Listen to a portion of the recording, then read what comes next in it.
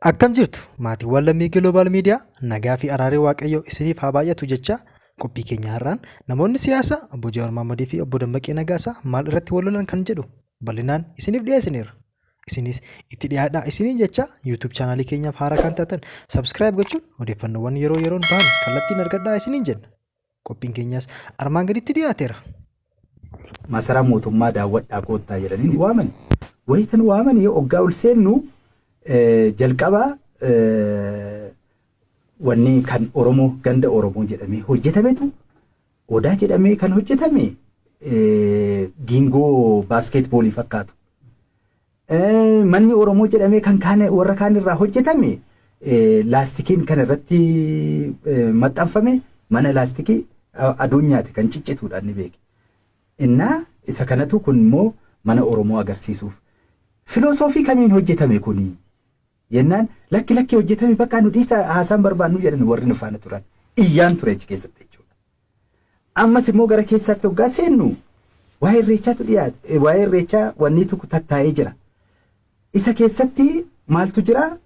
Irra gubbaarra alaabaa Habashaa diimaa Salamuuxxii sana irra kaa'ameera. Jaranaa kanarraa namni irreeffatu jala Oromoodha. Alaabaa abbaa gadaa akkamitti irra taane jennaan kun akkasumatti hojjetame nuun jedhan. Eenyu hojjete? Oromootu hojjete. Sana booda gamaalan godhee duubatti deebi'ee tan siidaan Minilik akkamitti hojjetame maaliin akkamitti hojjetame qorachuun jalqabe sana booda.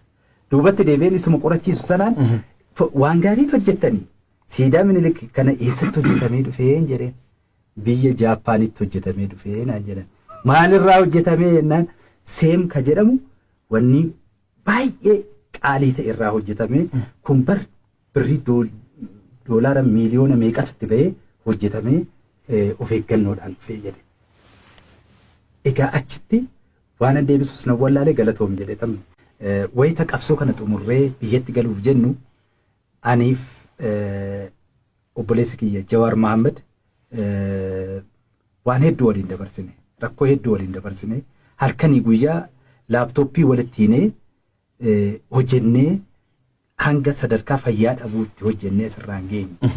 Gaafas dhumarratti findhee as galuuf jennu tiim lammaa kun akkuma nu faana hojjetaa turan kanaan akkuma inni kaase kana Abiyyii fi Lammaan wal dabarsuu aangoo wal dabarsuun uumame. Sababiin ani OMN keessaa ittiin ba'es sababa jara kanaati. Sababiin ittiin dhaabe. Gaaf sana Jawaar hunda keenya caala waan akka inni hubatu har'a inni hubataa jiran. Gaaf sana garuu anaan na amansiisuuf hedduudha ma'ee ture. Garuu harkaa fudhachuu hin dandeenye. Lakkii wal dabarsuun qabanii abalumatti ta'uu qabaa. Lammaanumti qabatee nus itti deemuu qabna kanumaan deemu. Lakki jarri akkas jedhaniiru waan kanaan gargar baane jechuudha. Anillee waan ittiin gargar baane waan nasiin OMN ittiin naan. Har'a na dhaabbadhee garuu gaabbeera. Fudhadheera yaada isaasan. Inni kan biraa wanti nama aarsu waan hedduutu jira. Tokko ani kan yaadaa ture bu'uurumarraan kaasa gara masaraatti tun deemee. Gaaffiin Oromoo gaaffii sabummaati yookaan jedhu gaaffii sabummaa sana keessatti wantoota deebi'uu qabantu turan.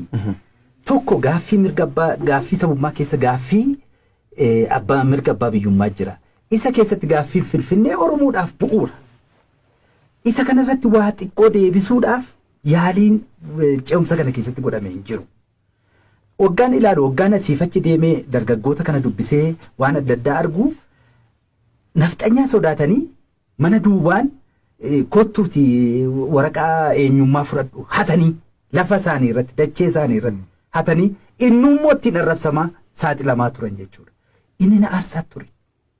Karaa biraan dargaggoonni qeerroon naannoo kanatti ijaaramanii ijoolleen sun daandii irra bulaa mana wanni keessa bulaa garii warra yuunivarsiitii irraa ari'aman qabsoo Oromooti. Waa hedduu sin argitaniitu keessattuu OMN deemtaniitu. Ijoollee sanaaf jaranaa bakka hunda deemee waajjira hunda deemee tan ofii kooti jaranaa ijoollee namni kun ijaaramaniiru. Kana gargaara. Ijoollee namni kun ijaaramaniiru. Kana gargaara.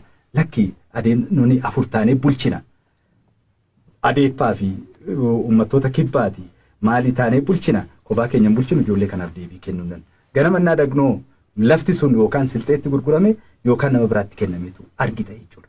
kun nama gubaa akka malee nama aarsa. Ijoolleen kun wareegama kaffaltee qeerroon akkasitti yuunivarsiitii irraa ari'amanii warri isaanii itti deeganii gaaffiin Oromoo akkaataa kanaan dadarkaa deemuun hedduu nu aarsaa ture jechuudha. Kan itti fufeeyoo waa'ee afaan Oromoo waggaa 150 waggaa 50 guutuu Oromoon itti dhiigaa ture. Gaaffiin afaan Oromoo yoom deebi'a jennee waltajjuma arganne irratti gaafataa oole. Jennaan obsaa lakkii amma kunoo akkatti deebisuudhaaf kan akkasitti deebi'u. Wayitaa dhageenyoo karaa biraatiin waan biraatu hojjetamaa jira jechuudha. Muummichi ministeera karaa saayinsawaa ta'een deebifnaa. Saayinsiin barbaada afaan Oromoo afaan. Kun labsii guyyaa takkaatiin odoo akka Oromoon itti wareegameef mirga isaa kabachiifachuuf nuun lakkii jarri kun nu deebisu jennee itti kennuu imaanaatti kennuu baanne Oromoo nu barqaata deeffatee ture. Kanan nu gaabbisiise nu aarseeras. Qabsoon Oromoo ka'umsi bu'uurri isaa sabummaadha. Oromoon akka sabaatti gabroome, akka sabaatti cabe, akka sabaatti saamame, akka sabaatti hiyyoomeedha. Kam abbootii keenya warra hangafoota keenya bosona isaan galchee jechuudha. Egaa warri Itoophiyaa dullattii kana faarsanii achi keessa jiraachuun numa arginaa jechuudha. Akkuma amma Hamzaan kaasee kun wanti mul'atutu jira. Nus kan amma ida'amuu muummichi ministeeraa kaasaa jiru kana kan mormaa jirruufis sababa kanaaf gaaffiin Oromoo akka sabaatti gaafatame odoon deebine Itoophiyaa dullattii Oromoon kaleessa ittiin cunqurfamne cabne gabroomne sanyiin ittiin duguugame jedhee mormaa jiru ishee addeebisuudhaaf karaa biraatiin addeebi'uu jechuun Oromoo irratti yakka dalaguudha. Isaan kun garee warri isaan kana leellisanii ni jiran ni mul'atan ODP keessatti ifaan ifatti jiran. Warri immoo tiim lammaa kana jennu keessatti sabummaa sabboonummaa Oromummaa nuuka qabsoofneef Oromoo fi dura nuutuu akka Oromootti walitti ida'amuu qabna. Oromoon deebii argachuu qaba. Maaliif Oromoon akkuma qophaa'etti jira har'as. Waajjira federaalaa bakka barbaadde deemi kan dhuunfatee jiru nafxanyaadha. Dinagdee warra ministeera gabiyochi deemi gumruukii deemi akka jirutti kan dhuunfatee jiru nafxanyaadha. Waajjira kam keessatti iyyuu inumaayyuu kun baay'ate jedhamee waajjira maasaraa mootummaa keessaa Oromoon ari'ameetu ba'e beeki. Akka jirutti nafxanyaadha kan dhuunfatee jiru jechuu dandeessa. Warra achi keessaa ba'e eenyu tokko lamaan beekna asuma jirra biyya kana jiraatu ta'e.